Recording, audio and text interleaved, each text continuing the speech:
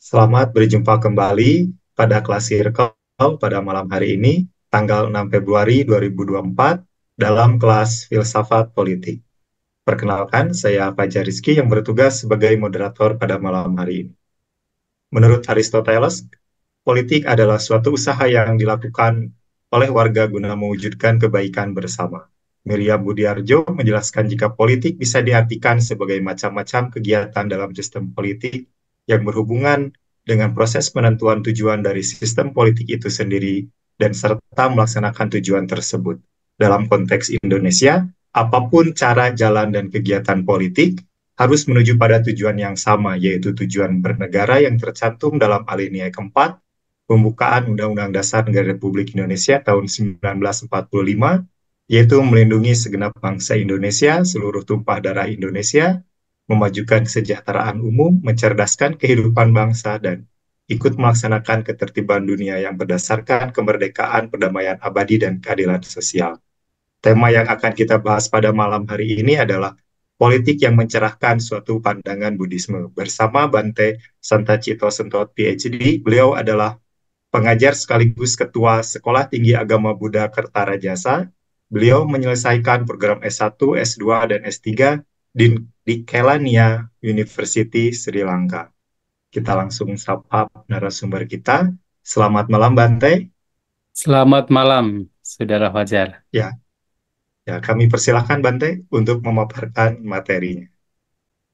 Ya, terima kasih banyak untuk sahabat Circle di sini dan saya ucapkan selamat malam semuanya, salam sejahtera untuk kita semua dan terima kasih untuk mendapatkan kesempatan dalam malam hari ini untuk berbicara tentang yaitu tema tentang politik dalam perspektif agama Buddha.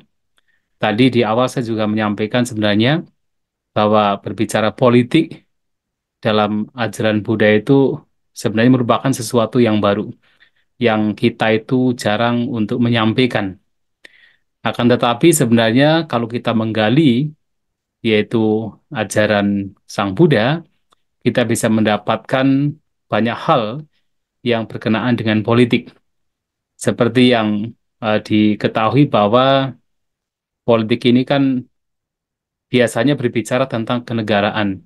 Ada yang dikatakan bahwasanya makna dari kata politik itu sendiri itu berkenaan dengan affairs of cities atau urusan-urusan yang berkenaan dengan perkotaan ataupun negara. Tapi kemudian juga politik punya makna yang berkembang, yang sifatnya ekstensif atau luas, tapi juga yang sifatnya adalah terbatas, limited. Yang mana dalam hal ini, secara umum, bicara politik adalah bicara tentang, kebanyakan adalah tentang pemerintahan. Nah, itulah yang ingin saya sampaikan pada malam hari ini, kita yaitu ke poin bagaimana ajaran Buddha, ajaran Sang Buddha berbicara tentang pemerintahan. Kalau tadi juga telah diawali, bahwasanya politik terutama di Indonesia adalah bertujuan bagaimana ya ada pelindungan bagi seluruh warga negara Indonesia.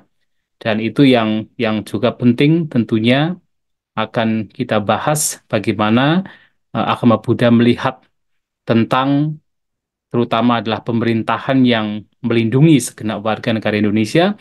Nah, pemerintahan yang ideal itu seperti apa dalam perspektif agama Buddha, sehingga tujuan sebuah terbentuknya negara pemerintahan itu akan tercapai.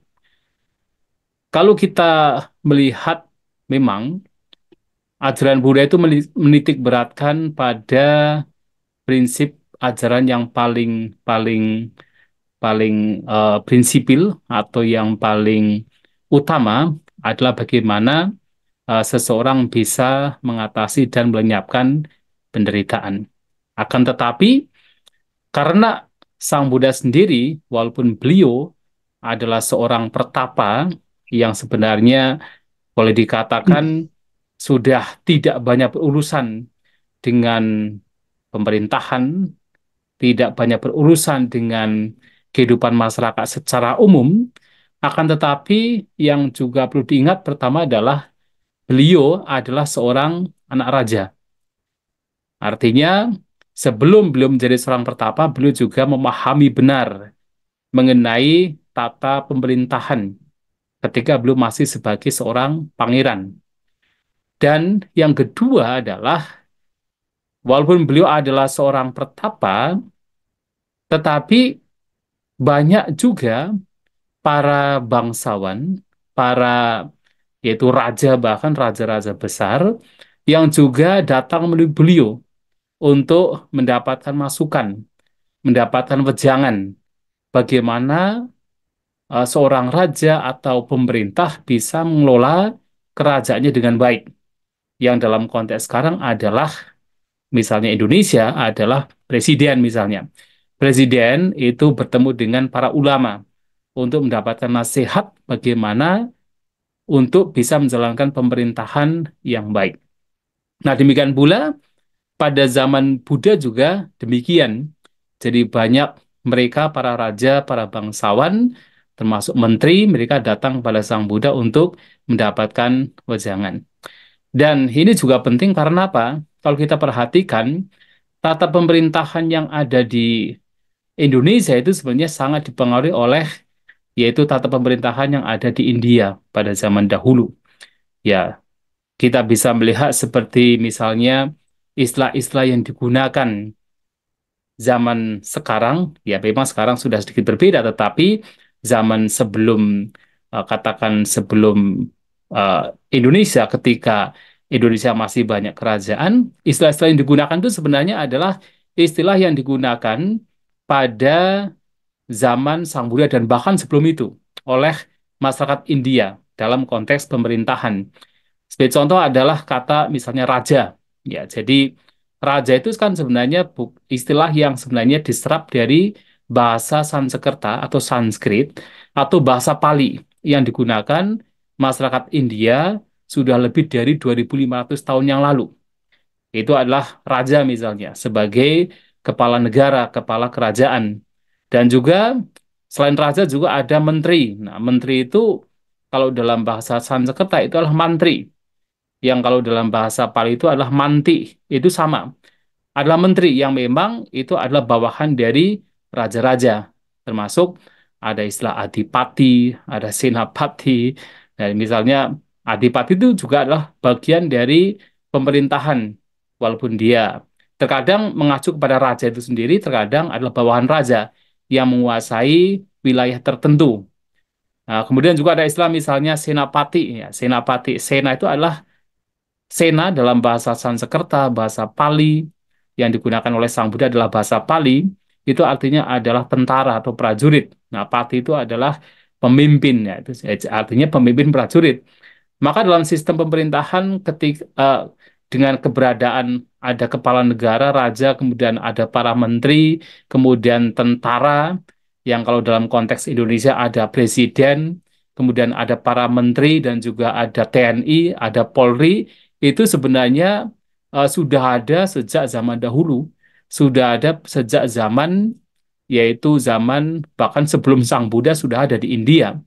Karena memang pada zaman itu orang-orang India itu memang menyebar ke berbagai negara termasuk ke Indonesia untuk kemudian mendirikan kerajaan-kerajaan termasuk di Indonesia. Maka pernah dikatakan oleh presiden pertama kita yaitu Soekarno bahwasanya orang Indonesia, setiap orang Indonesia itu pasti ada darah Indianya. Yaitu karena memang secara historis memang orang-orang India itu memang datang ke Indonesia untuk mereka mendirikan kerajaan di sini. Nah, sehingga sistem pemerintahan atau sistem politik Indonesia itu sebenarnya juga dipengaruhi oleh India sejak zaman dahulu. Nah, sehingga ketika berbicara tentang bagaimana pandangan terutama Sang Buddha, kan ini berkenaan dengan Buddhisme, pandangan Sang Buddha tentang pemerintahan yang baik itu juga eh, patut untuk kita ketahui. Nah, berbicara tentang pemerintahan tentu seperti yang tadi disampaikan adalah yang pertama yang penting adalah mengenai kepala negara, mengenai raja. Bagaimana seorang raja ini boleh dikatakan ideal sebagai seorang raja Atau dalam konteks sekarang, bagaimana seorang kepala negara atau presiden itu dikatakan secara ajaran Buddha atau Buddhisme itu ideal. Maka ada satu kesempatan di mana Sang Buddha pernah menyampaikan bahwa seorang raja itu juga atau seorang katakan pemerintah kerajaan kepala negara itu juga mendapatkan tiga julukan, mendapatkan tiga julukan. Yang pertama itu adalah Mahasamata. Jadi ada khotbah namanya Aganya Sutta, ya khotbah aganya. Ya, jadi seorang kepala negara itu pertama itu dijuluki sebagai Mahasamata. Kenapa disebut sebagai Mahasamata? Jadi Mahasamata itu berasal dari kata Mahajana Samaneti. Artinya karena orang tersebut dipilih oleh rakyat. Orang tersebut dipilih oleh orang banyak, nah, maka disebut Mahasamata. Nah, kepala negara yang memang dipilih oleh orang banyak, maka disebut Mahasamata. Itu yang pertama. Nah, yang kedua adalah bahwa seorang kepala negara ini juga disebut sebagai Khattiya. Khattiya ini kalau dalam bahasa Sanskerta termasuk bahasa Indonesia itu adalah kesatria. Kesatria. Tetapi Khattiya ini didefinisikan oleh Sang Buddha sebagai Ketanang Adipati. Yang artinya adalah seseorang yang menguasai wilayah yang besar. Nah, karena dia menguasai wilayah yang besar, maka disebut sebagai Khattiya. Maka seorang kepala negara itu juga dijuluki sebagai Khattiya. Itu yang kedua. Yang ketiga, seorang kepala negara juga disebut sebagai raja. Nah, tadi istilah raja. Tapi istilah raja ini sebenarnya eh, me- didefinisikan atau dimaknai oleh Sang Buddha sebagai ini penting sekali karena ini berkenaan dengan karakter sebagai seorang kepala negara, yaitu adalah Dhammena Pariranjeti. Ya, jadi raja itu Ranjeti. Dhammena Pariranjeti. Itu bahasa Pali. Dhammena Pariranjeti artinya karena dia mampu menyenangkan rakyatnya, mampu menyenangkan orang-orangnya dengan kebenaran, dharma. Jadi kalau dalam bahasa Pali dhamma, dalam bahasa Sanskerta atau Sanskrit adalah dharma. Itu kebenaran. Karena ia bisa menyenangkan rakyatnya dengan praktik kebenaran, maka ia dikenal sebagai raja. Nah, kepala negara yang demikian, yang menjadikan dharma, menjadikan kebenaran sebagai prinsipnya, jadi ada istilah yaitu eh, damang ni damang ni sangyewa, dhamma ketu dhamma dajo dhamma dipateya.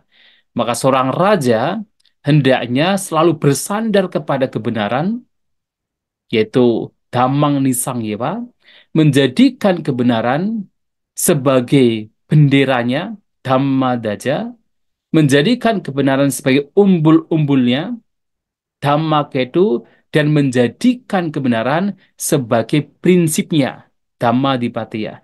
Nah, seorang kepala negara yang menjadikan kebenaran sebagai umbul-umbulnya, sebagai benderanya, sebagai prinsip hidupnya, dalam ajaran Buddha disampaikan oleh Sang Buddha disebut sebagai Dhammiko Dhammaraja.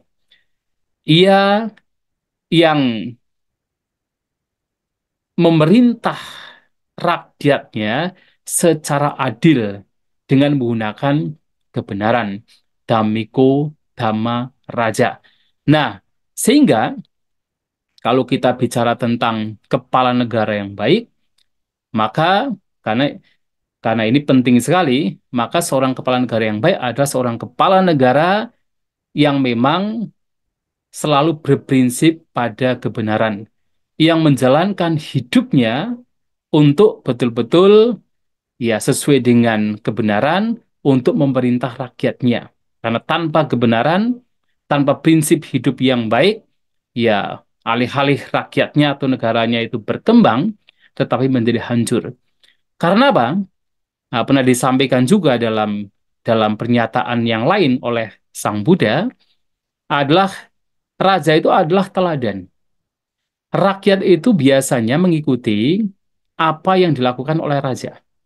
Maka pernah dikatakan begini, kalau seorang raja atau dalam konteks sekarang kepala negara, misalnya presiden, itu tidak memiliki kewaspadaan di dalam hal-hal yang baik. Apa mada?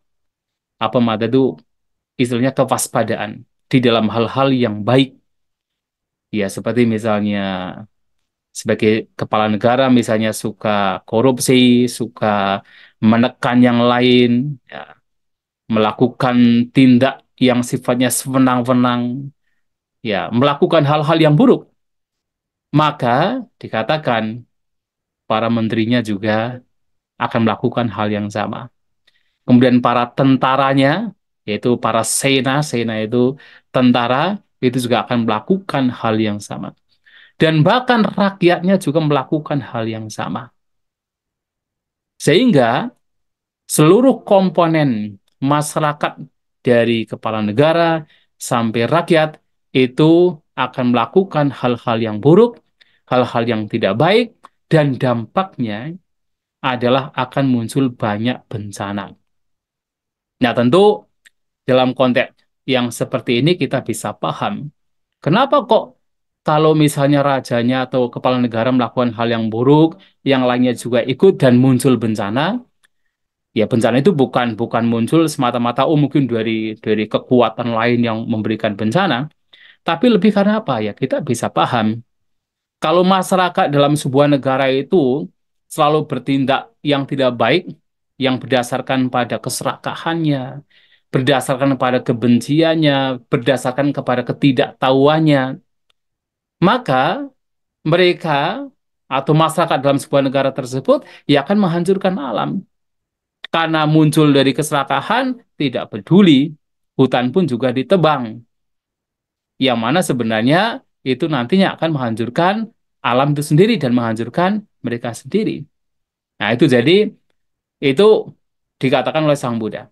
Dalam konteks kalau kepala negaranya itu tidak baik, maka seluruh rakyatnya dari menteri sampai rakyat jelata semua melakukan hal yang sama, cenderung melakukan hal yang sama. Ya karena kan orang jadi tidak takut kan. Kalau misalnya kepala negara juga melakukan hal yang buruk, nanti sampai kepala daerah, sampai rakyatnya juga tidak takut juga untuk melakukan hal yang buruk. Tetapi sebaliknya, ketika kepala negara itu melakukan ya hal yang baik, memiliki kewaspadaan, apa mada, maka kemudian menterinya juga sama akan akan apa ikut terpengaruh menjaga hal yang baik. Kemudian para prajuritnya juga sama. Kemudian para katakan rakyatnya juga sama. Mereka akan menjaga hal yang baik karena melihat kepala negaranya itu pantas untuk dijadikan sebagai role model, untuk dijadikan sebagai teladan dalam menjaga hal-hal yang baik. Dan sebagai dampaknya adalah alam pun juga tidak akan memberikan banyak bencana. Nah, sehingga di sini kepala negara ini penting sekali. Jadi, terutama adalah karakter dari seorang kepala negara itu sangat penting. Bagaimana ia harus menjaga prinsip-prinsip kebenaran supaya rakyatnya juga akan mengikuti jejaknya. Dan supaya bahkan alam pun juga akan terjaga dengan baik. Nah, oleh sebab itu, dalam ajaran Buddha itu, Sang Buddha ya maksudnya, itu pernah menyampaikan, ada seorang raja yang sangat ideal, dan raja demikian yang mempunyai, katakan, sifat-sifat yang baik, itu disebut sebagai Raja Cakrawati. Atau dalam bahasa Sanskerta itu Raja Cakrawarti, Universal Monarch, artinya Raja Dunia. Nah, Raja Dunia ini adalah seorang raja yang sangat baik. Yang ia itu adalah raja yang betul-betul memegang kebenaran sebagai prinsip hidupnya. Yang betul-betul me- eh, menjadikan kebenaran sebagai benderanya menjadikan kebenaran sebagai umbul-umbulnya, dan dikatakan raja dunia ini menguasai dunia, menguasai masyarakat tanpa menggunakan pedang atau pentungan. Artinya dengan kata lain, tanpa menggunakan senjata. Asatena ad-dandena. Jadi menguasai wilayah yang begitu luas tanpa menggunakan pedang, karena zaman dulu belum ada rudal ya, belum ada apa katakan senjata perang yang canggih ya. Istilah yang digunakan adalah satha adalah pedang, danda adalah pemukul, alat pemukul. Artinya menguasai rakyatnya dengan tidak menggunakan kekerasan. Tetapi tetapi bukan berarti kemudian Raja Cakrawati ini tidak punya tentara. Oh, punya. Bahkan tentaranya sangat kuat.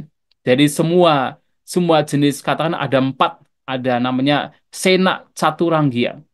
Ya. Jadi ada 4 jenis tentara yang dimiliki oleh yaitu Raja Cakrawati. Jadi ada tentara yang menggunakan penunggang gajah, ada tentara yang menggunakan menjadi penunggang kuda, tentara yang berjalan. Nah, kemudian ada tentara pemanah. Jadi ada berbagai macam jenis tentara yang dikatakan ada 4 ya. Jadi Caturangga Senaya, Caturangga Senai. Nah, itu artinya punya tentara yang kuat sekali. Tetapi tentara ini sebenarnya hanya hanya karena kekuatannya sehingga tidak harus kemudian untuk berperang. Ya kan, seperti misalnya Indonesia kan, setiap negara termasuk Indonesia kan kita punya tentara. Tetapi apakah tentara ini adalah digunakan untuk berperang? Juga tidak. Artinya untuk menjaga stabilitas negara sehingga negara-negara lain yang mungkin akan melihat bahwa negara tersebut memiliki tentara yang kuat ya tidak akan kemudian sembarang untuk katakan menyerang. Nah, demikian pula pada zaman dahulu juga demikian. Maka Raja Cakrawati ini dikatakan walaupun mempunyai tentara yang begitu kuat, tetapi ia akan memerintah rakyatnya bukan dengan senjata atau bukan dengan kekerasan. Nah, bahkan Raja Cakrawati ini selalu mengajarkan kepada rakyatnya, dan ketika kemudian berkunjung ke kerajaan-kerajaan kecil yang memang di bawah kekuasaannya, akan selalu mengajarkan kepada mereka untuk mempraktikkan 5 aturan kemoralan, disebut Pancasila. Ya, jadi istilah yang digunakan juga Pancasila. Memang bukan Pancasila sebagai dasar negara Indonesia, tetapi Pancasila dalam konteks adalah selalu mengajarkan kepada rakyatnya untuk menghindari pembunuhan, untuk menghindari mengambil apa yang tidak diberikan, untuk menghindari tindakan asusila, untuk menghindari berbohong, dan juga untuk menghindari mabuk-mabukan. 5 hal selalu diajarkan oleh Raja Cakrawati ini kepada rakyatnya, kepada siapapun, termasuk kerajaan-kerajaan di bawah kekuasaannya, untuk mempraktikkan 5 hal ini. Dan Raja Cakrawati ini juga, kalau tadi disampaikan di awal bahwasanya tujuan dari politik adalah untuk katakan eh, mendapatkan atau untuk memperoleh cita-cita dari bangsa dan negara Indonesia, yaitu kesejahteraan dan juga pelindungan, termasuk kecerdasan bagi seluruh rakyat Indonesia. Nah, Raja Cakrawati ini yang oleh Samri dikatakan sebagai raja ideal, kepala negara yang ideal, ia pun juga dikatakan sebagai raja yang selalu melindungi rakyatnya. Dan ternyata tidak hanya rakyatnya dalam konteks manusia. Kan dikatakan tidak hanya melindungi mereka, katakan orang-orang yang ada di dalam kerajaan, orang-orang yang ada di perkampungan, kemudian para petapa, termasuk juga Miga Pakisu. Jadi Araka Warana Gutika Miga Pakisu. Artinya memberikan pelindungan, memberikan proteksi bahkan binatang, terhadap binatang.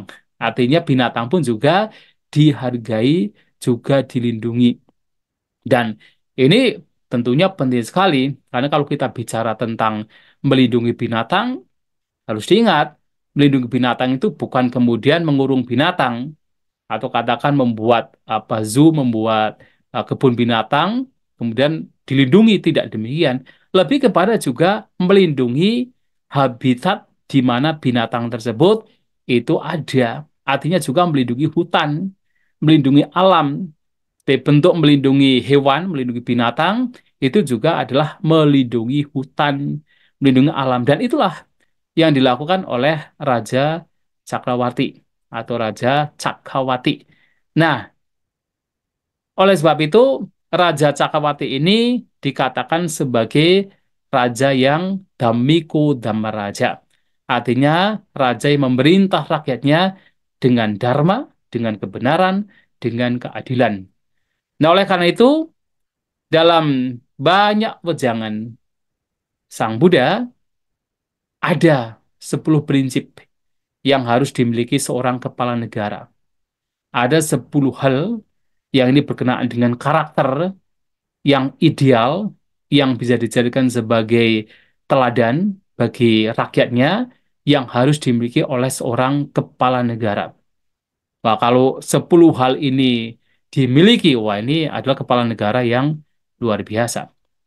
Nah, 10 hal ini disebut sebagai Dasa Raja Dhamma atau 10 prinsip, 10 karakter yang dimiliki oleh seorang raja. 10 karakter yang dimiliki oleh seorang kepala negara. Nah, 10 karakter ini yang pertama adalah seorang kepala negara itu memiliki sifat suka berdana, suka berbagi. Nah, dana. Jadi dana itu yang pertama, suka berbagi. Ya ini kalau tadi saya bilang berbicara tentang Raja Cakrawati, nah salah satu yang dilakukan oleh Raja Cakrawati adalah membuat eh, banyak tempat di mana mereka para orang-orang atau rakyat yang memang kurang mampu untuk mendapatkan makanan gratis. Disebut dana sala atau sala itu adalah bangunan-bangunan, dana itu adalah bangunan yang di sana itu ada makanan gratis terkhusus untuk orang-orang yang memang membutuhkan. Maka ada satu pernyataan, ini dalam bahasa bahasa Pali saya baca karena panjang sehingga saya tidak hafal ya. Saya bacakan, akan saya artikan. Ya, ini dikatakan begini, bahwa seorang Tamiko Dhamaraja atau raja atau kepala negara yang memang eh, memimpin rakyatnya dengan kebenaran, dengan adil, maka dia mempunyai agenda seperti ini. Dana salaya karabitwa kapa dikanang danang deti. Silang rakati pusata kamang karoti kanti medan udaya sampano angke ni sinang putang parito sang yamano via sabasate parin pari parito sayamano dhammena rajang kareti. Nah, ini kalau diartikan adalah seorang raja yang memang memerintah rakyatnya dengan baik, dia harus membangun yaitu dhanasala, membangun tempat-tempat di mana ada makanan atau katakan ya tempat yang memberikan makanan gratis untuk siapa? Nah ini kapa di kanang dan tadi untuk diberikan kepada orang-orang yang membutuhkan. Jadi kapana itu adalah seperti gelandangan. Nah, adi kanang itu adalah dan lain-lain, terutama adalah orang-orang yang memang yang membutuhkan. Jadi memberikan makanan itu memang ya harus harus sesuai dengan sasaran juga. Jadi memberikan makanan gratis pun tidak kemudian diberikan kepada sembarang orang, tetapi juga diberikan kepada yang memang betul-betul membutuhkan. Karena kalau sembarang orang kan nanti juga orang-orang tidak akan bekerja. Jadi kalau kalau misalnya ada apa bantuan sosial kemudian diberikan kepada semua orang tetapi tidak tepat sasaran kan jadinya orang tidak mau bekerja, tidak ada usaha jadinya. Maka di sini adalah kapa di kanang, artinya kepada mereka yang membutuhkan seperti gelandangan dan sebagainya. Ini yang pertama. Kemudian silang rakati, ia juga memproteksi, menjaga kemoralannya, Dan juga ia juga mempraktikkan namanya Uposatagama. Ini adalah dalam Buddhis. Ini kehidupan yang sebenarnya praktek-praktek aturan-aturan kemoralan yang salah satunya adalah mengajarkan kesederhanaan. Seorang raja, kepala negara yang baik adalah juga mengajarkan kesederhanaan. Dan yang penting lagi adalah kanti meta nudaya sampanu angke di sinang putang parito saya manu via sabasati parini saya manu damang rajena damang rajang kareti. Dan dia ini penting sekali. Dan dia juga memerintah kerajaannya, memerintah negaranya dengan kebenaran terhadap semua makhluk, dengan keadilan terhadap semua makhluk sabasati. Dan ini diumpamakan seperti dan dia memiliki jadi memerintah rakyat dengan keadilan dengan apa? Dengan kanti meta nudaya, dengan kesabaran, dengan cinta kasih, dengan kasih sayang seperti seseorang yang memangku seorang anak kecil di pahanya. Jadi kita bisa membayangkan kalau misalnya ada anak kecil yang duduk di pangkuan kita, ya, dengan kasih sayangnya kita akan melindungi anak kecil tersebut. Misalnya seorang bayi. Nah, demikian pula diumpamakan seperti itu. Seorang raja hendaknya memerintah kerajaannya, memerintah rakyatnya dengan kebenaran, melindungi rakyatnya dengan keadilan, dan memperlakukan semua makhluk, rakyatnya, semua orang. Nah, bahkan kalau kita mengacu kepada yang tadi di depan, tidak hanya semua manusia, tetapi juga bahkan binatang, hewan, itu juga diperlakukan dengan apa? Dengan kesabaran, dengan cinta kasih, dengan kasih sayang, seperti ketika seseorang memangku seorang anak kecil di pangkuannya, di pahanya. Nah, artinya dengan penuh kasih sayang, dengan penuh cinta kasih, memberikan perlindungan kepada mereka. Nah, ini bagaimana seorang kepala negara harus melakukan demikian. Melindungi semua rakyatnya dengan baik. Yang tentu salah satunya adalah dengan berbagi. Tetapi yang menjadi penting lagi adalah berbagi di sini juga tidak sembarang kepada semua orang dalam konteks memberikan misalnya tadi makanan gratis tidak tidak terhadap semua orang, tetapi kan memang harus tepat sasaran juga. Maka disebut kapadikanang. Kapanadikanang artinya adalah kepada gelandangan dan seterusnya. Nah, dan juga kalau kita melihat dalam wejangan lain, wejangan Sang Buddha kepada seorang Brahmana bernama Kutadanta. Dalam khotbah namanya Kutadanta Sutta. Nah, di sana Sang Buddha memberikan wejangan kepada Kutadanta yang mana beliau menceritakan ada seorang kepala negara yang bernama adalah Raja Wijita yang memerintah rakyatnya dengan kebenaran dan bagaimana Raja Wijita ini menjadikan kerajaannya, menjadikan negara yang ia pimpin itu makmur sejahtera. Apa yang ia lakukan?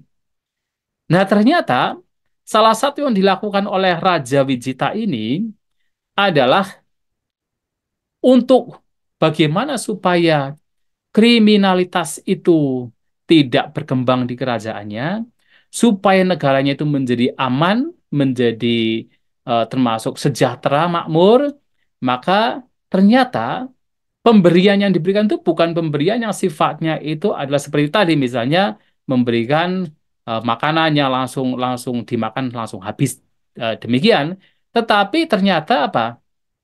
Ia raja ini memberikan rakyatnya dengan cara memberikan bibit kepada para petani, memberikan ternak kepada para peternak, memberikan modal kepada para pedagang, dan memberikan gaji yang sesuai kepada mereka para pekerja pemerintahan. Nah, kalau kemudian kalau kita melihat dari pernyataan ini artinya dalam dalam apa yang disampaikan oleh Sang Buddha adalah bagaimana seorang kepala negara ini pun juga ya boleh dikatakan itu dianjurkan untuk bisa memberikan atau katakan bisa menciptakan lapangan kerja kepada rakyatnya. Jadi tidak hanya sekedar bantuannya langsung habis dimakan, tetapi juga bisa memberikan lapangan kerja kepada rakyatnya. Nah, dikatakan kalau kemudian rakyatnya ini engage secara intensif karena dia mendapatkan pekerjaan yang memang menguntungkan, memberikan keuntungan, bisa dijadikan sebagai penghidupan bagi bagi mereka, maka mereka akan ya semangat, maksudnya akan engage secara intens terhadap pekerjaan yang dilakukan. Nah, karena mereka engage intens terhadap pekerjaan yang dilakukan, maka tidak terpikir bagi mereka untuk melakukan tindakan-tindakan yang sifatnya adalah kriminalitas. Nah, karena mereka itu tidak melakukan kriminalitas, karena mereka itu punya pekerjaan, kemudian tekun dengan pekerjaannya, mendapatkan penghasilan dengan apa yang dikerjakan, maka negara menjadi makmur, dan selain makmur juga menjadi aman. Maka tugas kepala negara dalam konteks Buddhisme adalah ia juga harus bisa menciptakan lapangan pekerjaan bagi masyarakat. Jadi ibaratnya tidak sekedar memberikan umpan terhadap masyarakat, tetapi memberikan kailnya supaya bisa bekerja sendiri. Ya mungkin ada waktu-waktu tertentu memang harus memberikan umpan atau memberikan hal-hal yang memang bisa segera digunakan. Terutama itu juga harus tepat sasaran. Seperti tadi memang adalah orang-orang yang memang sangat membutuhkan, sehingga memang dibutuhkan juga untuk diberi bantuan-bantuan yang memang segera bisa digunakan. Ya tentunya dalam konteks yang sekarang, misalnya di zaman sekarang ya ketika ada bencana ya memang itu bukan pekerjaan yang diberikan karena dalam konteks ada bencana, tetapi memang sesuatu yang memang langsung bisa digunakan yang dibutuhkan. Nah, itulah. Jadi yang pertama adalah seorang seorang kepala negara harus punya punya kedermawanan. Ya, jadi punya punya sifat untuk berbagi. Ya, walaupun tentunya bukan dari miliknya sendiri, itu adalah milik negara, tetapi memang digunakan tepat sasaran. Ya, artinya digunakan memberikan bantuan kepada yang memang membutuhkan, dan juga memberikan lapangan pekerjaan, menciptakan lapangan pekerjaan bagi rakyatnya sesuai dengan kemampuan mereka, sehingga mereka akan engage dalam pekerjaannya dan mendapatkan penghasilan yang bisa menghidupi keluarga mereka, sehingga mereka makmur dan negara juga menjadi aman, kriminalitas juga akan semakin berkurang. Nah, ini yang pertama. Kemudian yang kedua, seorang kepala negara, nah dalam ya Dasak Raja Dhamma ini eh, juga harus memiliki kemoralan yang baik. Tadi saya sampaikan salah satu karakteristik dari Damiku Dhamaraja itu adalah silang rakati. Dia adalah orang yang merawat, orang yang menjaga etikanya, orang yang menjaga merawat kemoralannya. Maka di sini juga dikatakan bahwa orang sebagai kepala negara juga harus memiliki etika yang baik, yang ia senantiasa menjaga, merawat kemoralannya. Nah, di dalam kitab suci, kalau kita bicara kitab suci agama Buddha kan memang bicara sila atau bicara kemoralan, maka seorang seorang yang baik harus menjalankan minimal ada 5 aturan kemoralan yang tadi telah saya sampaikan minimal. Jadi orang demikian ya berusaha untuk tidak melukai apalagi membunuh makhluk lain yang juga membutuhkan kasih sayang. Orang demikian kemudian tidak mengambil apa yang tidak diberikan, tentu dalam konteks pemerintahan sebagai pejabat negara, ya betul-betul menghindari, yaitu perilaku-perilaku yang sifatnya adalah mengambil sesuatu yang bukan menjadi miliknya. Jadi seperti bribing, suap, dan sebagainya, korupsi, itu tidak akan dilakukan bagi seorang pejabat negara, seorang pemerintah, kepala negara, atau menteri, atau pejabat negara lainnya, untuk kemudian ya menggadaikan kemoralannya demi keuntungan, demi kesenangan pribadi, demi kekayaan, yang pada akhirnya etika dan moralnya itu hilang. Padahal seorang kepala negara yang baik, yang ideal, nah sila itu juga harus dimiliki, yang salah satunya adalah tidak mengambil apa yang tidak diberikan. Yang ketiga adalah tidak melakukan tindakan-tindakan yang sifatnya asusila, berzinah, atau selingkuh dan sebagainya. Nah, yang keempat adalah tidak berbohong.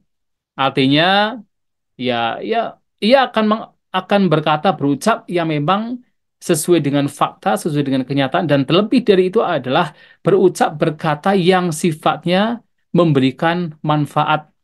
Maka ada istilah bahwasanya ketika berucap, berucaplah yaitu kalena butena ataya. Berucap di waktu yang tepat, berucap sesuai dengan fakta, dan berucap hal yang sifatnya bermanfaat. Nah, yang bermanfaat ini adalah penting sekali. Ya, walaupun itu adalah fakta, kalau tidak bermanfaat, Sang Buddha menyampaikan, jangan berbicara. Walaupun itu fakta, kalau tidak bermanfaat, jangan diucapkan. Nah, sekarang kan seringkali kan kita bisa melihat di media sosial, nah, bahwasanya orang-orang dengan mudahnya sharing, share sesuatu yang sebenarnya tidak bermanfaat. Memang itu fakta, sesuatu yang memang memang benar, benar adanya. Tapi kalau kemudian itu sesuatu yang tidak memberikan manfaat, jadi malah bisa memberikan kontroversi dan hal-hal yang merugikan, itu jangan dibicarakan.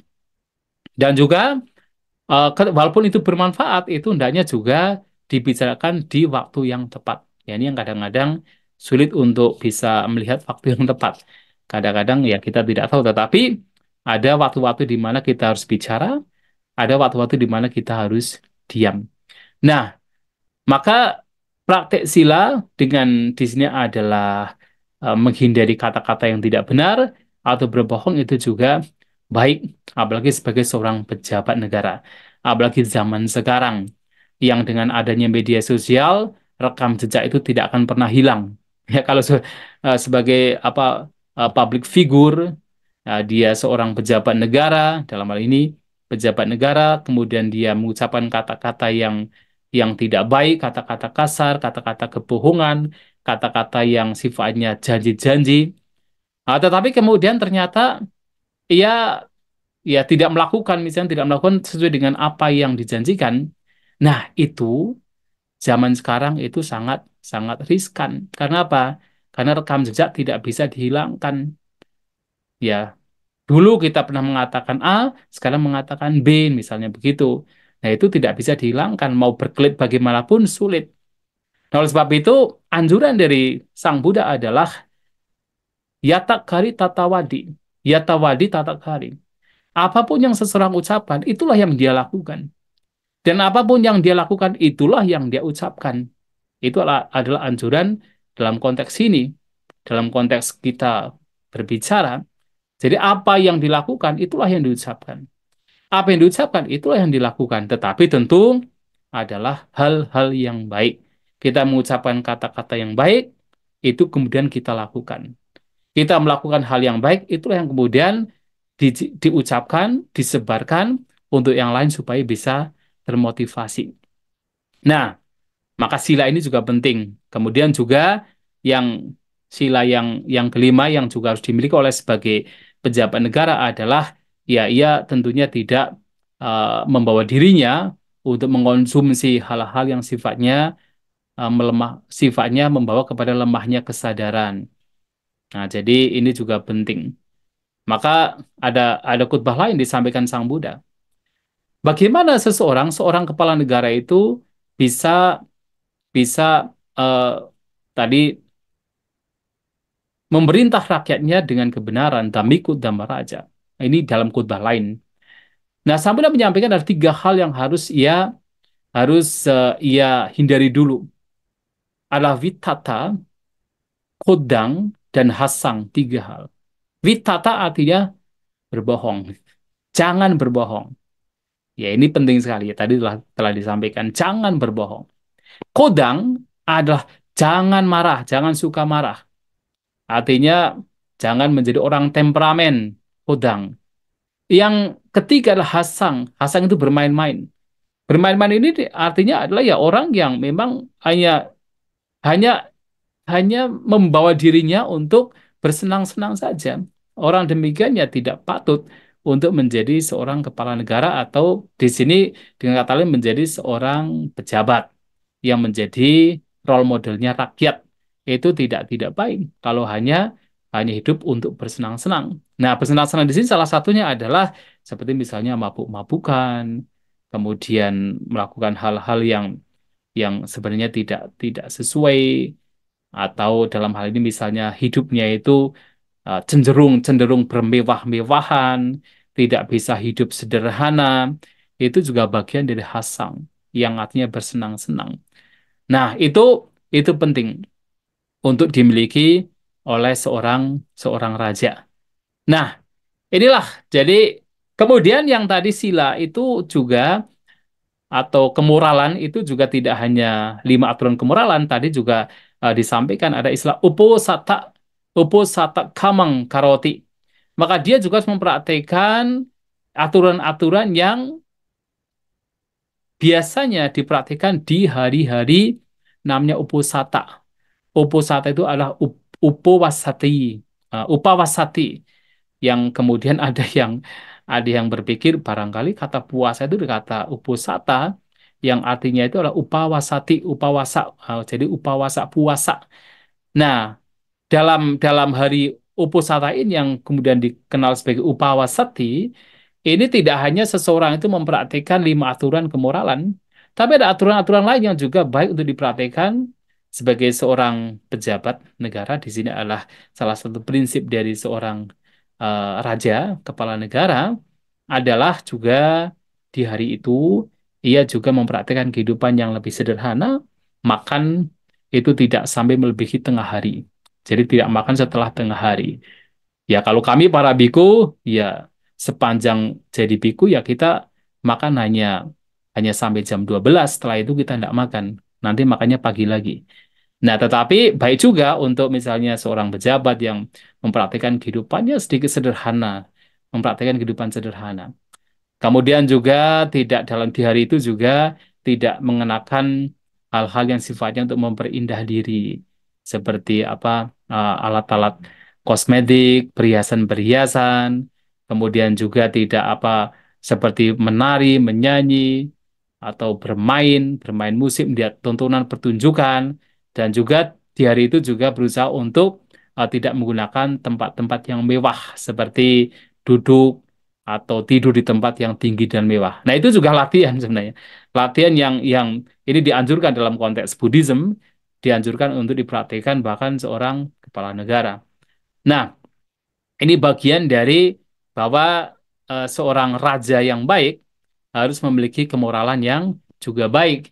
Kemudian yang ketiga adalah paricaga. Paricaga itu adalah pengorbanan. Jadi seorang seorang kepala negara, seorang pemerintah itu juga harus apa? Siap berkorban.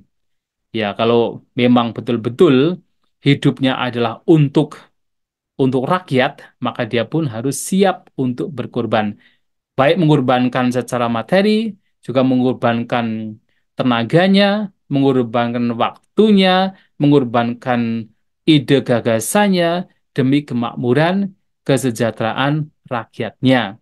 Maka paricaga ini juga salah satu sifat yang memang juga hendaknya dipraktikkan oleh seorang kepala negara atau kepala ya sebuah pemerintah gitu. Nah, itu parijaga, siap untuk berkorban. Jadi hidupnya adalah untuk rakyat. Hidupnya adalah untuk orang lain. Jadi mementingkan yaitu kesejahteraan rakyat di atas kepentingan dirinya sendiri. Nah, itu adalah parijaga. Nah, kemudian yang keempat, seorang kepala negara juga hendaknya memiliki sifat yang disebut sebagai ajawa. Ajawa itu artinya adalah lurus. Jadi ajawa itu jujur atau lurus, punya integritas. Jadi kalau tadi saya sampaikan, apa yang diucapkan itulah yang dikerjakan. Apa yang dikerjakan itulah yang diucapkan.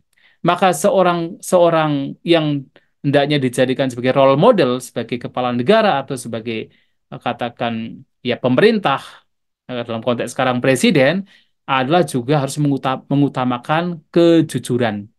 Jadi harus tegak lurus, harus betul-betul ya hidup dengan aturan-aturan yang memang sudah ditetapkan oleh negara.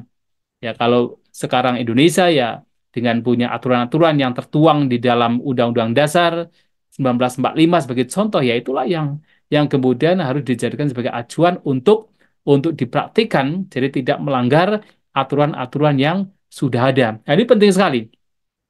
Maka ini ada satu hal yang juga pernah disampaikan oleh oleh Sang Buddha ketika ditanya oleh seorang menteri bernama Wasakhara. Nah, menteri ini adalah menterinya dari seorang raja yang dekat dengan Sang Buddha, namanya Raja Ajatasattu. Nah, menteri ini bertanya kepada Sang Buddha eh, bahwa rajanya ini ingin menyerang negara lain, namanya negara Waji. Jadi negara di Wesali, kalau sekarang itu Waizali. Sedangkan Raja Ajatasattu itu adalah raja dari Magadha yang mana punya capital, punya ibu kota namanya Pataliputra. Kalau zaman sekarang adalah Patna, ya. Kemudian datang kepada Sang Buddha dan bertanya, apakah kami raja kami Ajatasattu bisa bisa menghancurkan yaitu Vesali yang sukunya adalah suku Waji. Nah, Sang Buddha menyampaikan selama orang Waji masih melakukan tujuh hal. Jadi pemerintahan Waji masih melakukan tujuh hal, maka tidak mungkin Raja Ajatasattu negara lain bisa menghancurkan Vesali. Nah, tujuh hal ini penting karena salah satunya adalah itu berkenaan dengan ya tidak melanggar aturan-aturan. Nah, tujuh hal ini yang pertama adalah selama kemudian orang-orang pemerintahan wajib itu masih sering melakukan rapat atau meeting, itu yang pertama, maka keberhasilan, kesejahteraan yang diharapkan, sementara keruntuhan tidak akan terjadi. Itu yang pertama. Yang kedua adalah selama pemerintahan wajib masih melakukan meeting, rapat dengan harmoni, menyelesaikan rapat dengan harmoni, dan mengerjakan tugas-tugasnya setelah dalam rapat itu diputuskan, dilakukan juga dengan harmoni, maka tidaklah mungkin Waisali bisa dihancurkan oleh negara lain. Itu yang kedua. Nah, yang ketiga adalah, nah ini, yang ketiga adalah selama orang-orang wajib itu masih mempraktikkan aturan-aturan yang telah ditetapkan, tidak mengubah aturan-aturan yang baik, kemudian diubah dengan aturan lain, maka tidaklah mungkin Waisali ini, orang-orang wajib ini, pemerintahan Waisali ini bisa dihancurkan. Nah ini artinya ya dalam konteks Jawa ini, ya seorang pemerintah atau kepala negara atau ya katakan yang menjabat dalam pemerintahan itu betul-betul punya integritas. Jadi tidak melanggar aturan-aturan yang telah ditetapkan, apalagi aturan yang memang sifatnya memperkuat. Itu hendaknya tidak dilanggar, apalagi diganti. Maka dalam konteks ini, Sang Buddha juga menyampaikan bahwa ketika orang-orang Wisali, pemerintahan Wisali itu masih yaitu mempraktikkan, melakukan aturan-aturan yang sudah ditetapkan dan tidak mengubahnya dengan yang baru, yang dalam kitab kitab ulasan itu kitab penjelas menyampaikan aturan yang tidak diubah adalah aturan-aturan yang baik, itu tidak diubah dengan aturan-aturan lain, maka pemerintahan Wisal itu masih akan kuat.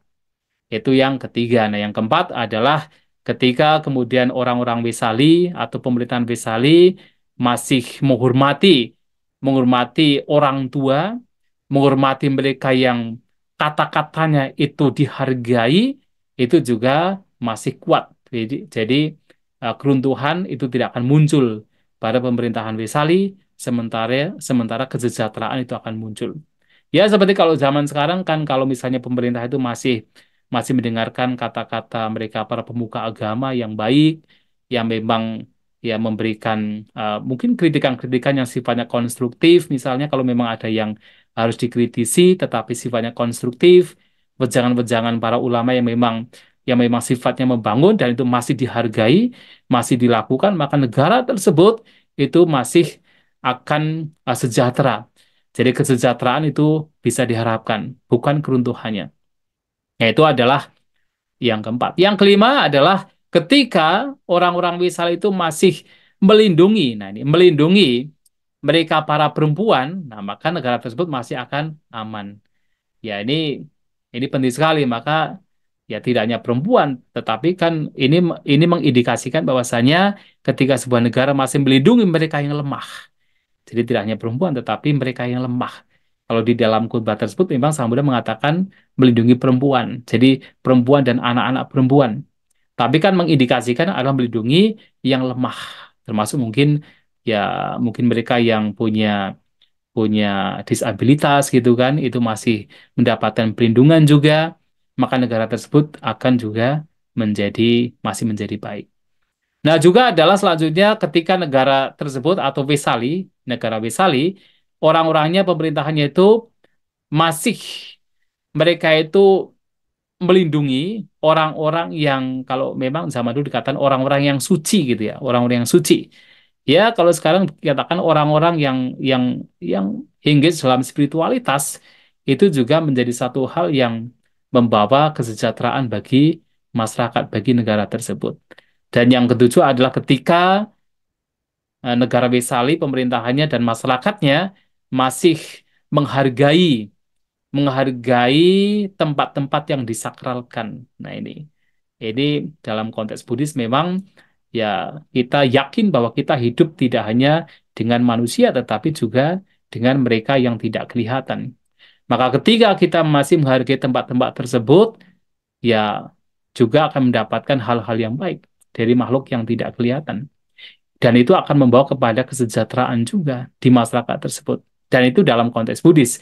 Entah kemudian itu benar atau tidak, ya baik juga. Misalnya sekarang, misalnya tempat-tempat yang sakral kan biasanya berasosiasi dengan sumber mata air, ya pohon yang besar. Dan ternyata ketika pohon tersebut masih dilindungi, masih dipuja dalam konteks yaitu disakralkan, bukan dipuja kemudian disembah-sembah, ya tidak demikian. Tetapi dalam konteks disakralkan, ternyata kan pohon-pohon besar ini adalah yang bisa menampung air. Ketika mereka masih ada, maka air di kampung atau air di masyarakat tersebut itu masih terjaga dengan baik.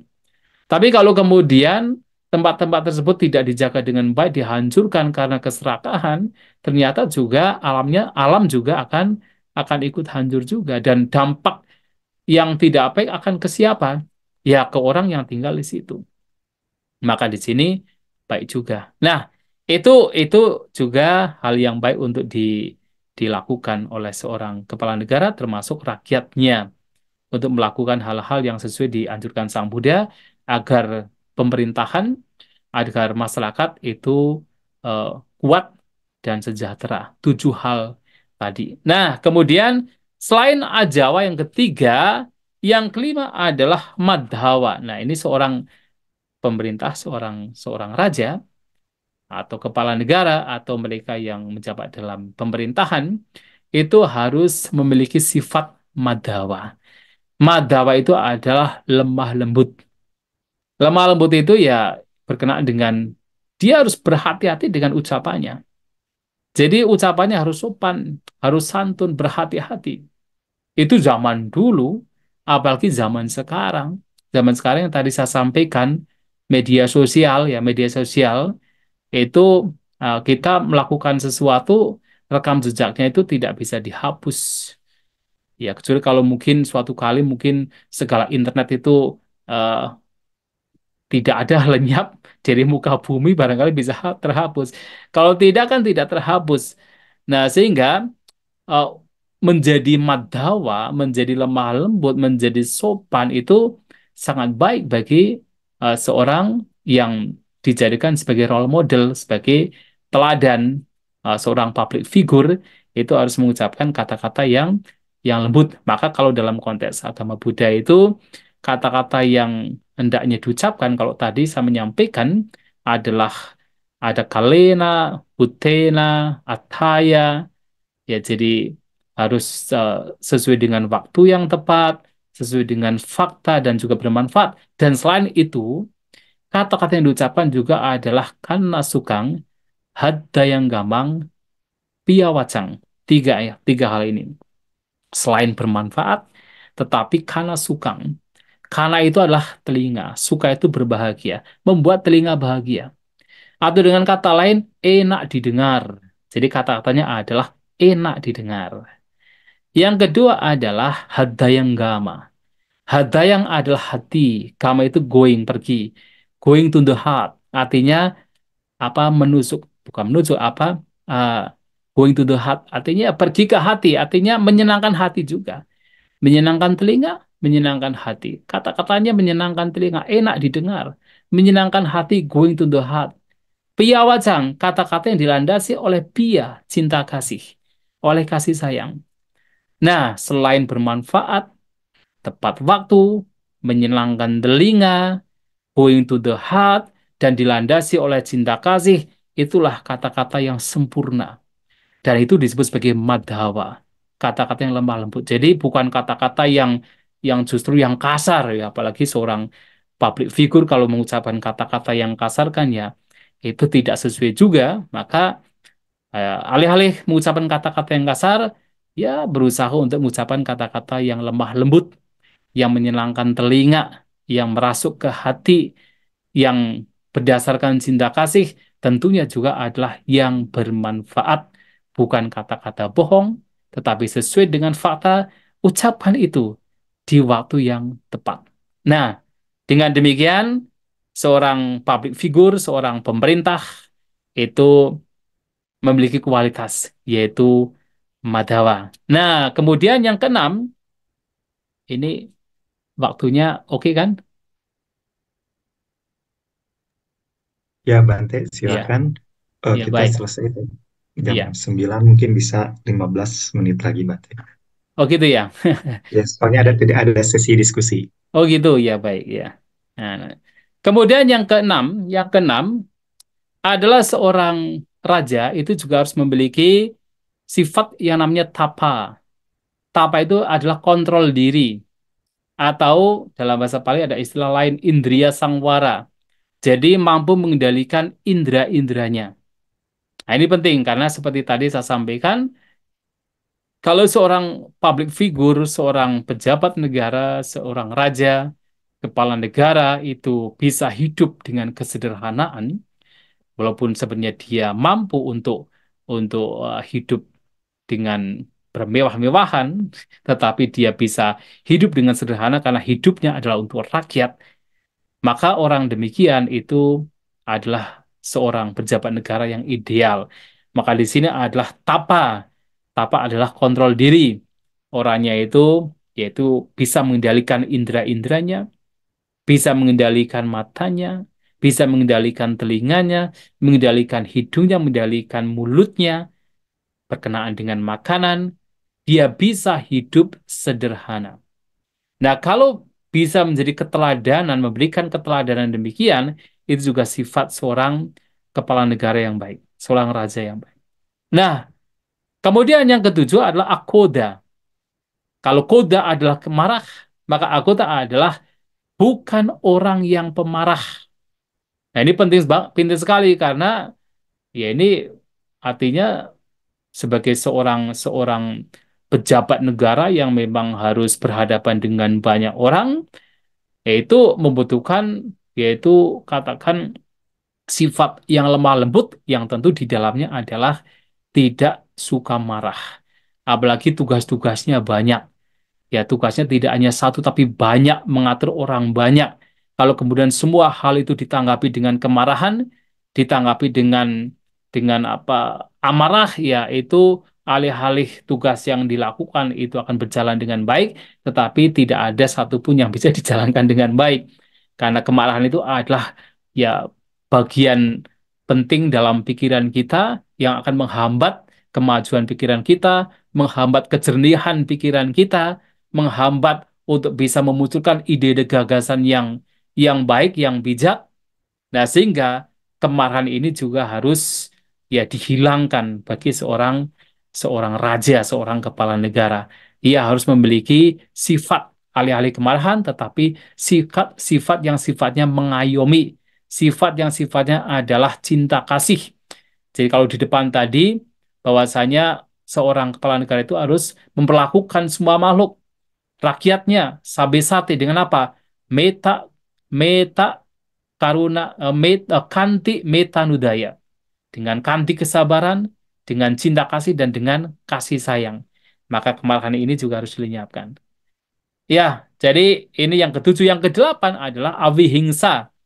Awihingsa adalah tanpa kekerasan ya. Memang ya ini baik sekali. Jadi sebagai seorang, sebagai dalam dalam eh, s- sebagai seorang pemerintah pemerintah atau pejabat negara, maka ya akan jauh lebih baik bahwasanya memerintah rakyatnya bukan dengan kekerasan. Jadi kalau tadi ada istilah asatena adandena, jadi bukan bukan dengan bentungan, alat pemukul ataupun senjata, tetapi memerintah rakyatnya dengan kasih sayang, bukan dengan kekerasan. Jadi bagaimana bisa menghindari kekerasan, menghindari konflik, tetapi bagaimana mengatur rakyatnya dengan ya dengan hal-hal yang sifatnya bukan kekerasan. Nah, ini juga penting.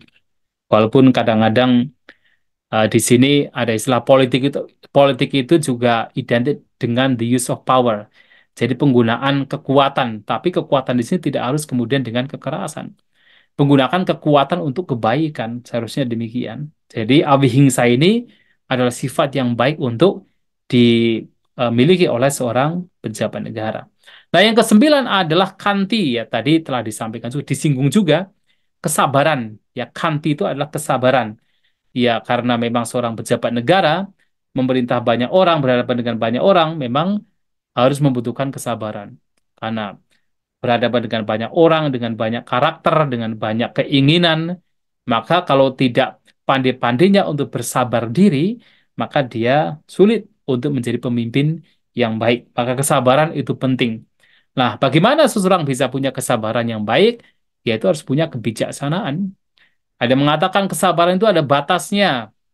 Tetapi kalau dalam ajaran Buddha, kesabaran itu tidak ada batasnya. Selama kesabaran itu muncul dari kebijaksanaan, dari wawasan yang benar, dari pengetahuan yang benar, maka kesabaran tidak akan ada batasnya.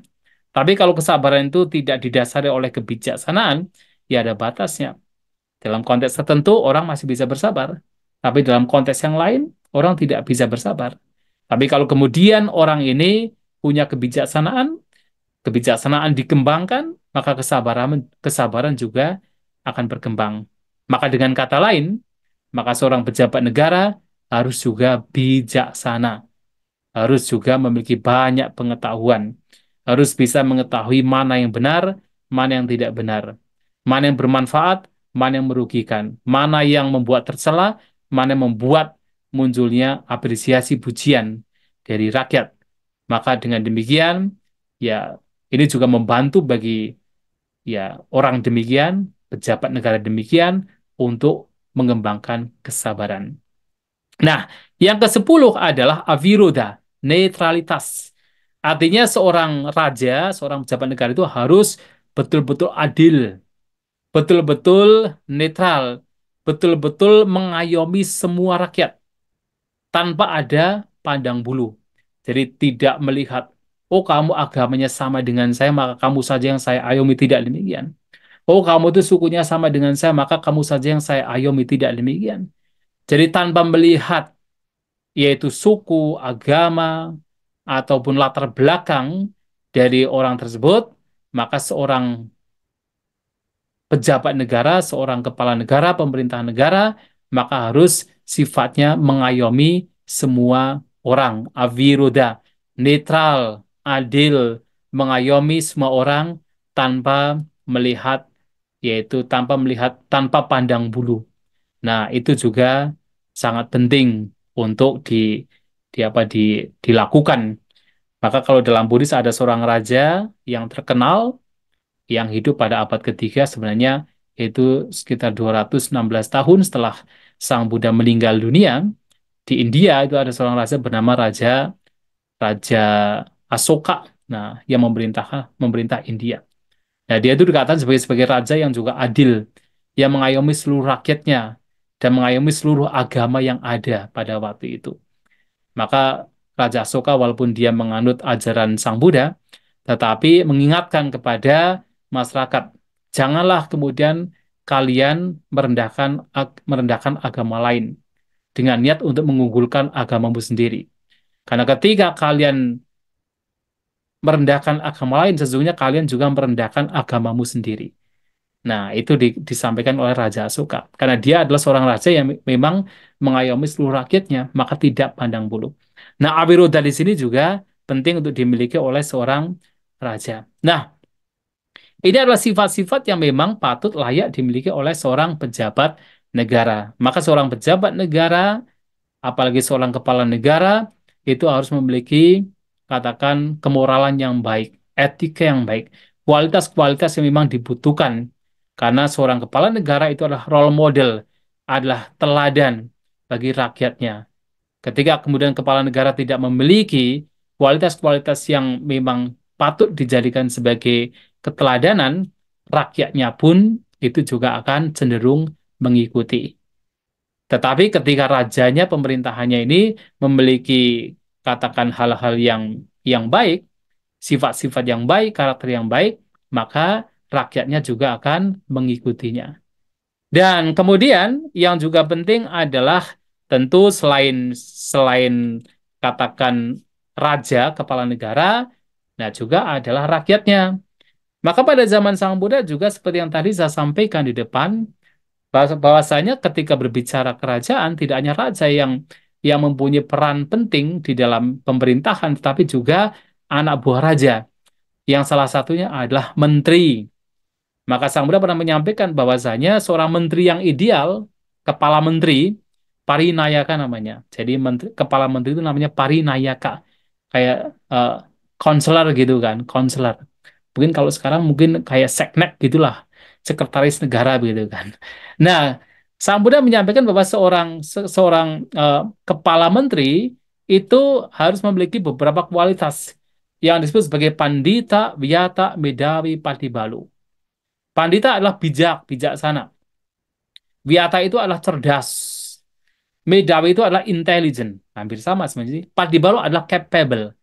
Capable itu artinya ya dia mempunyai, katakan, skill, kemampuan yang kemudian dilanjutkan bahwasanya seorang seorang parinayaka ini adalah kepala menteri, itu adalah seseorang yang memang punya kebijaksanaan untuk mengatur, memberikan counseling, memberikan nasihat kepada sang raja dan mampu untuk mengatur mana misalnya pekerjaan-pekerjaan yang harus dilakukan, mana yang harus tidak dilakukan.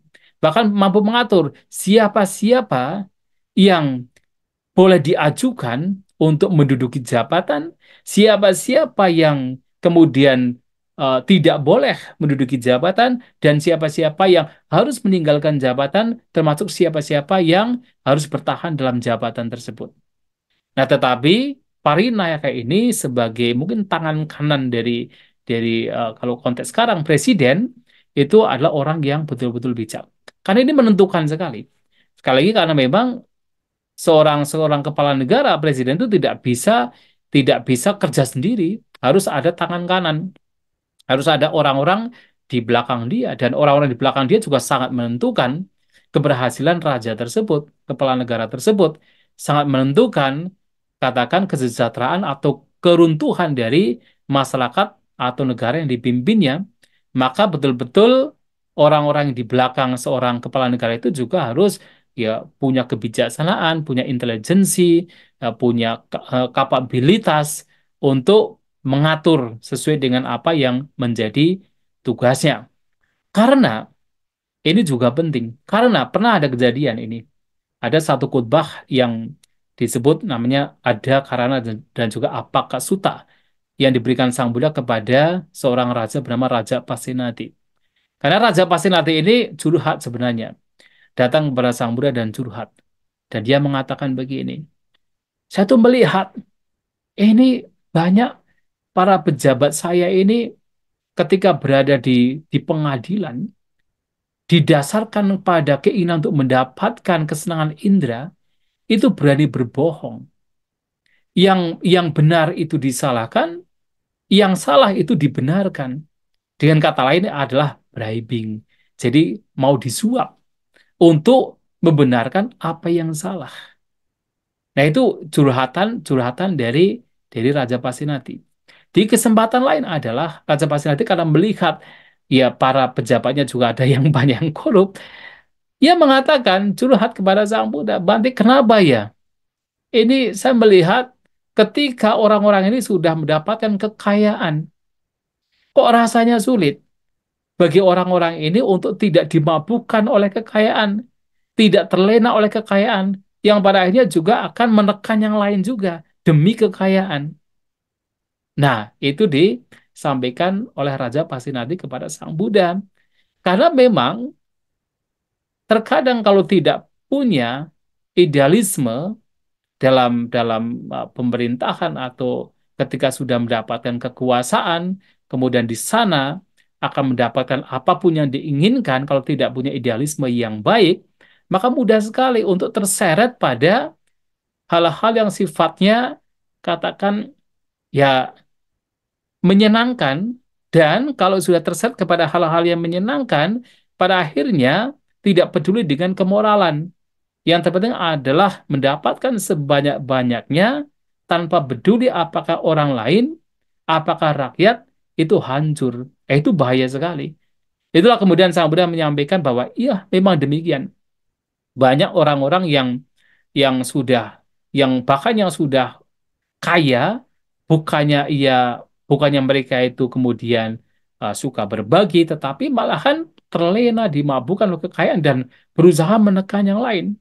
Tetapi ingat, saya sudah mengatakan, tetapi ingat, orang-orang demikian itu sudah pergi terlalu jauh. Dan mereka itu seperti apa? Seperti ikan yang sudah dijerat oleh jaring. Dan mereka tidak bisa keluar dari jaring tersebut. Dan pada akhirnya menderita sendiri. Nah, menderitanya bagaimana? Ya, kalau dalam konteks sekarang, ya kalau orang-orang demikian kan bisa juga. Ya, kalau kita bicara hukum karma, karma itu adalah hukum sebab akibat, adalah mereka yang sudah membuat sebab yang buruk dengan melakukan hal-hal yang buruk, ya akibatnya adalah penderitaan. Mungkin, mungkin. Ya, kemudian kalau dalam konteks sekarang misalnya orang yang memang ya hidupnya sudah menjadi pejabat, kemudian hidupnya adalah untuk mengumpulkan uang sebanyak-banyaknya, kekayaan sebanyak-banyaknya dengan cara-cara yang tidak benar, dengan cara-cara yang sifatnya adalah koruptif. Ya, pada akhirnya apa? Pada akhirnya kalau ketangkep kan di penjara. Akhirnya menderita sendiri kan. Namanya jadi jelek, kemudian juga harus mendekam di penjara. Nah, itu kan itu menderita, wong hidup hanya hanya beberapa tahun kemudian hanya demi kesenangan demikian, akhirnya padanya adalah apa dihujat, dihina, namanya jelek, kemudian dipenjarakan menderita sendiri. Makanya penting bahwasanya apakah mereka adalah kepala negara atau para menteri atau orang-orang yang berada di belakang menteri, pejabat negara harus memiliki karakter yang sama. Jadi kalau tadi ada 10 karakter yang harus dimiliki oleh seorang raja, itu pun juga penting untuk dimiliki oleh mereka para pejabat negara. Ya, jadi punya moralitas etika yang baik, punya kesabaran, punya cinta kasih, punya kejujuran, integritas, dan bicaranya lemah lembut, tidak suka marah-marah, netral, mengayomi semua rakyatnya, hidup hanya demi untuk rakyatnya, itu penting untuk dijadikan sebagai prinsip prinsip dalam memerintah sebuah negara. Dan itu penting tidak hanya untuk kepala negara, bahkan untuk semua pejabat negara. Dan tentunya ini baik untuk dilakukan. Nah, kemudian bagaimana dengan rakyatnya? Nah, rakyatnya ya tentu ya harus mendukung apa yang baik.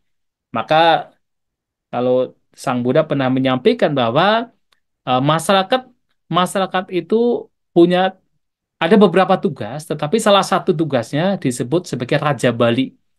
Raja Bali itu kalau diterjemahkan adalah persembahan kepada raja. Dengan kata lain, kalau zaman dulu kan upeti. memberikan upeti kepada raja. Kalau sekarang sebenarnya adalah membayar pajak. Nah, jadi tugas rakyat ya, kalau konteks sekarang yang dianjurkan oleh Sang Buddha dalam konteks Buddhism itu adalah juga patuh untuk membayar pajak yang tentunya sudah ditentukan oleh pemerintah undang-undangnya. Mereka yang berpenghasilan sekian, minimal sekian misalnya setiap bulannya itu ya wajib untuk membayar pajak. Toh itu juga bagian dari ikut menciptakan kestabilan, kekokohan negara itu sendiri ketika pajak itu digunakan oleh pemerintah dengan sebaik-baiknya untuk membangun negara. Dan itu juga penting. Rakyat juga harus demikian. Yang tentunya juga rakyat juga harus menaati aturan-aturan yang ditetapkan oleh pemerintah. Ya, jadi seperti membayar pajak, kemudian ketika ada pembayaran ya pajak bea cukai misalnya itu juga harus dibayarkan, dan aturan-aturan hukum lainnya juga rakyat juga harus menaati peraturan-peraturan tersebut. Bahkan kami para biku pun juga menaati peraturan-peraturan yang ditetapkan oleh pemerintah. Sang Buddha pun pada zaman beliau juga ketika ada aturan-aturan pemerintah yang kemudian dilanggar oleh beberapa biku sampai kemudian rajanya datang, kepala negaranya datang kepada Sang Buddha, Sang Buddha kemudian membuat sebuah peraturan untuk para biku untuk menaati peraturan yang telah ditetapkan oleh negara. Nah, maka dalam dalam ajaran Buddha itu bahwasanya dalam kita hidup, dalam kita hidup itu ada tiga hal yang harus dijadikan sebagai acuan. Yaitu pertama adalah atadipateya. Atadipateya adalah kita harus melihat hati nurani kita. Ini sesuai atau tidak. Walaupun tidak disebutkan di dalam undang-undang, tidak disebutkan di dalam kitab suci, cobalah lihat hati nurani kita. Apa yang saya lakukan itu sesuai atau tidak. Ini yang pertama. Yang kedua adalah loka dipatia. Nah, loka dipatia adalah menjadikan aturan-aturan pemerintahan itu sebagai landasan kita untuk berbuat. Ini melanggar aturan perundang-undangan negara atau tidak? Kalau itu melanggar, ya jangan kita lakukan. Kalau kemudian itu tidak melanggar, selain hati nurani juga mengatakan, oh itu baik, itu ya baik untuk dilakukan. Nah ini yang kedua. Yang ketiga, Dhamma Dipateya menjadikan Dharma, kebenaran, prinsip-prinsip kebenaran, apalagi yang sudah tertuang di dalam kitab suci sebagai contoh, sebagai prinsip kebenaran, itu baik untuk dilakukan. Maka rakyat juga demikian, lokadipatia. Itu harus dijadikan sebagai acuan bahwa kita melihat aturan-aturan pemerintahan negara, ya kita berusaha untuk menaati, apalagi ketika aturan tersebut adalah baik, ya kita harus ikut andil untuk menciptakan agar negara itu menjadi kokoh dengan kita ikut berpartisipasi dalam mengikuti aturan-aturan negara. Nah, sehingga dalam konteks Indonesia ya tentunya kita memiliki, ya kita harus betul-betul ya hidup sesuai dengan ya NKRI, bahwa Negara Kesatuan Republik Indonesia adalah harga mati karena itu sifatnya adalah baik. Ya kan kita tidak mau siapapun kalau memang peduli dengan bangsa dan negara yang sudah bersatu, ya kita tidak mau Negara Kesatuan Republik Indonesia menjadi pecah-pecah. Kita maunya bersatu. Karena itulah kekuatan yang bisa mensejahterakan ya masyarakat Indonesia. Maka NKRI harga mati kita berjuang untuk betul-betul mempertahankan NKRI. Kemudian Pancasila yang merupakan landasan bagi negara Indonesia, prinsip negara Indonesia yang semuanya bertujuan untuk betul-betul memperkokoh, mensejarahkan Indonesia, yaitu juga hendaknya seluruh warga negara Indonesia tanpa melihat latar belakangnya, hendaknya juga menaatinya, menjadikan itu sebagai prinsip, menjadikan itu sebagai landasan. Saya pernah bertemu dengan seorang biku dari Sri Lanka. Nah, beliaunya terkagum-kagum dengan Indonesia karena biku ini juga dekat sekali dengan pemerintahan. Nah, sambil meminta saya untuk apa? Untuk mengirimkan yaitu Pancasilanya itu, terkagum-kagum karena ternyata lima landasan negara Indonesia ini betul-betul bisa mempersatukan seluruh rakyat Indonesia yang berpencar dengan di mana-mana di berbagai pulau. Nah, sehingga dengan adanya 5 aturan ini itu betul-betul mempersatukan dan semuanya adalah baik. Nah, tentu kalau kita sebagai masyarakat beragama yang memang concern dengan kestabilan negara, dengan persatuan Indonesia, dengan kesejahteraan Indonesia, maka Pancasila pun juga menjadi landasan yang baik untuk kita taati. Kemudian juga Bhinneka Tunggal Ika, apalagi Indonesia, konteks Indonesia, Bhinneka Tunggal Ika itu adalah sangat relevan dan sangat betul-betul mempersatukan yang walaupun kita itu berbeda-beda, memiliki banyak suku, banyak culture, banyak bahasa dari berbagai eh, wilayah, berbagai pulau, tetapi kita adalah satu, satu sebagai orang Indonesia, rakyat Indonesia. Nah, Bhinneka Tunggal Ika yaitu sangat luar biasa. Dan sebagai informasi bahwa Bhinneka Tunggal Ika itu adalah istilah kalimat frasa yang semboyan yang ditemukan di dalam kitab Sutta Soma. Sutta Soma adalah kitab yang ditulis oleh pujangga Buddhis pada zaman dahulu. Pujangga beragama Buddha yang ia menulis kitab Sutta Soma dalam salah satu pernyataannya adalah Bhinneka Tunggal Ika Tan Hono Dharma Mangruwo. Nah, jadi kalau lengkapnya demikian, tetapi diambil Bhinneka Tunggal Ika walaupun berbeda-beda, tetapi kita satu. Nah, ini juga menjadi satu bagian. Ya, barangkali bisa dikatakan kontribusi pujangga Buddhis terhadap Indonesia dengan apa yang dia katakan dijadikan sebagai semboyan negara Indonesia, Bhinneka Tunggal Ika. Undang-Undang Dasar 1945 yang juga menjadi undang-undang aturan-aturan yang memperkuat negara Indonesia ya juga menjadi hal yang patut ditaati oleh seluruh warga negara Indonesia tanpa melihat agama, latar belakang apapun, dan itu tentu sesuai dengan ajaran agama, ya itu harus kita taati. Nah, warga negara Indonesia yang ikut andil dalam menciptakan politik yang sifatnya konstruktif, tentunya harus betul-betul menjunjung baik NKRI, Pancasila, Bhinneka Tunggal Ika, dan Undang-Undang Dasar 1945. Ya, saya kira demikian untuk apa yang ingin saya sampaikan pada kesempatan malam hari ini. Semoga menjadi pemahaman yang baru berkenaan dengan politik dalam perspektif agama Buddha. Ya, terima kasih. Saya kembalikan kepada moderator.